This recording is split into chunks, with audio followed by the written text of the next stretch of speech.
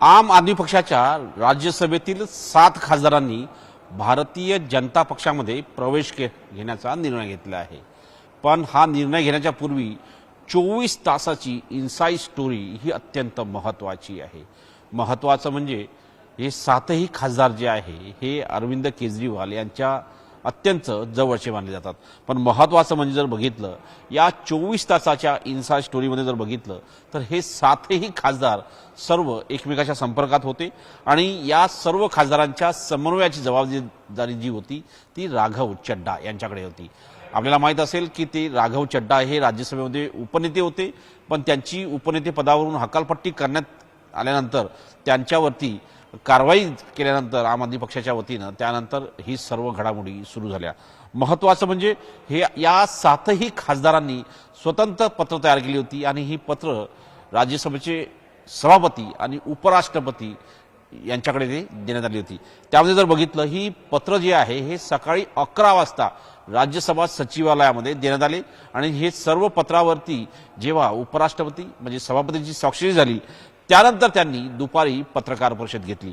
महत्त्वाचं म्हणजे हे जे खासदार होते हे यांनी पत्रकार परिषद घेतली दिल्लीतील कॉन्स्टिट्यूशन क्लबमध्ये पत्रकार परिषद घेतल्यानंतर हे 7ही खासदारांपैकी 3 खासदार जे आहे हे भाजप मुख्यालयात गेले होते।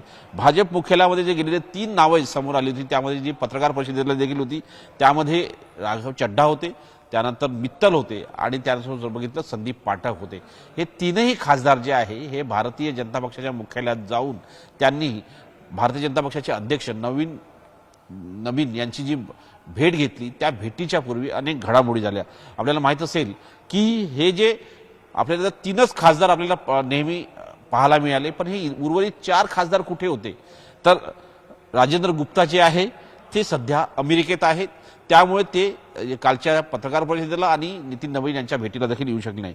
स्वाती मालिवाल जर बघितल्या ह्या संसदीय कामकाजासाठी जर बघितलं तर त्या संसदीय समितीची बैठक आहे त्या बैठकीसाठी त्या इटानगरला आहेत म्हणजे अरुणाचल प्रदेशामध्ये आहे।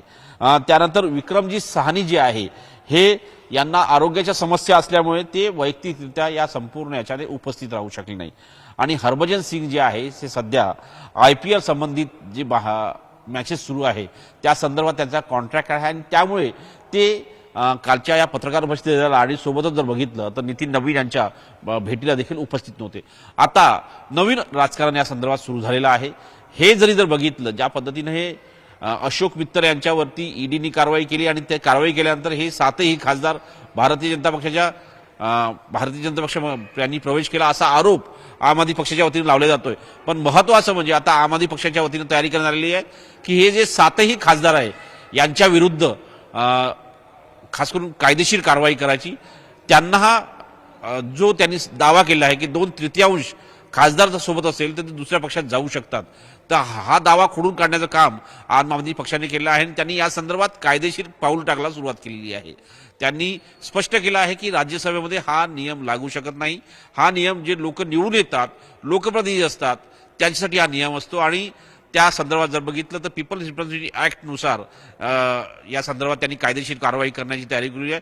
त्यांच्यावरची पक्षांतर बंदी कायद्याअंतर्गत कारवाई करण्यात येईल अशा प्रकारचा दावा आम आदमी पक्षाने केलेला आहे आणि सोबतच त्यांनी हे स्पष्ट केलं आहे जर पक्षांतर बंदी कायद्याअंतर्गत त्या राज्यसभेच्या सभापतींनी कारवाई केली नाही तर आम्ही याच्या विरुद्ध निश्चितपणे न्यायालयाची पाऊल देखील टाकू आणि न्यायालयाचे दरवाजे देखील ठोकावू। पण महत्त्वाचं म्हणजे 10 खासदारांपैकी 7 खासदार जे आहेत राज्यसभेचे आम आदमी पक्षाचे हे गेल्यामुळे काय परिणाम होणार आहे। महत्त्वाचं म्हणजे साधारणतः 13 खासदारांची जी संख्या हवी आहे साधारणतः NDAला राष्ट्रीय लोकशाही आघाडीला त्यांना 2/3 बहुमतासाठी 13 खासदारांची संख्या हवी आहे राज्यसभेमध्ये। त्यातील काही खासदार या निमित्ताने पूर्ण होतील आणि या निमित्ताने विरोधकांचं विरोधकांची एकता आहे युनिटी आहे ती कमी करण्याचा प्रयत्न आणि विरोधकांचं संख्याबळ कमी करण्याचा प्रयत्न सत्ताधारी पक्षाचा आहे। अजूनही याशिवाय काही खासदार हे निश्चितपणे भारतीय जनता पक्षात प्रवेश करू शकतात अशा प्रकारचे स्पष्ट संकेत दिले जात आहे। पण महत्त्वाचं म्हणजे जर बघितलं तर या 10 पैकी 7 खासदार गेल्यामुळे एकीकडे NDAचं संख्याबळ वाढलेलं आहे, त्यांचं साधं बहुमत सध्या राज्यसभेत आहे, पण त्यांना जर 2/3 बहुमत लागत असेल तर त्यांना 13 खासदाराची म्हणजे राष्ट्रीय लोकशाही आघाडीला 13 खासदारांची गरज असणार आहे. ते त्यापैकी 7 खासदारांची गरज आता या निमित्ताने पूर्ण होताना आपल्याला पाहायला मिळते. पण या सगळ्या याच्यामुळेच त्यांना भारतीय जनता पक्षामध्ये प्रवेश देण्यात आला असंही राजकीय सूत्रांच्या वतीनं माहिती दिली जात आहे. पण या 24 तासाच्या इनसाइड स्टोरीमध्ये जर बघितलं आपण तर हे 7ही खासदार एकमेकाच्या संपर्कात होते.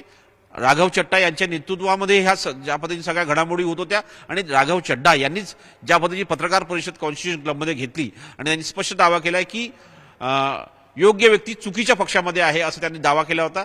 तर तो दावा जो बघितला त्यांनी म्हटलं की मी गेल्या अनेक वर्षापासून ज्या पद्धतीने सर्वसामान्यांचे प्रश्न उचलण्याचा प्रयत्न केला होता, त्यानंतर ज्या पद्धतीनं आम आदमी पक्षाच्या वतीनं माझ्यावरती दबाव आणला जात होता, त्यानंतर मी हा निर्णय घेतला असं त्यांनी म्हटलेलं आहे. पण आता या सगळ्या घडामोडीमध्ये जर बघितलं आपण तर कुठेतरी आम आदमी पक्ष या निमित्ताने प्रयत्न करतोय की ही जी त्यांची भारतीय जनता पक्षाची आणि सोबतच राघव चड्डा आणि इतर खासदारांची जी त्यांनी जो भारतीय जनता पक्षात प्रवेश केला हा प्रवेश जो अयशस्वी ठरवावा याच्याशी त्यांनी आता कायदेशीर मार्ग निवडलेला आहे. नवी दिल्लीहून व्हिडिओ जर्नलिस्ट योगीसह प्रशांत दास, न्यूज 18 मराठी.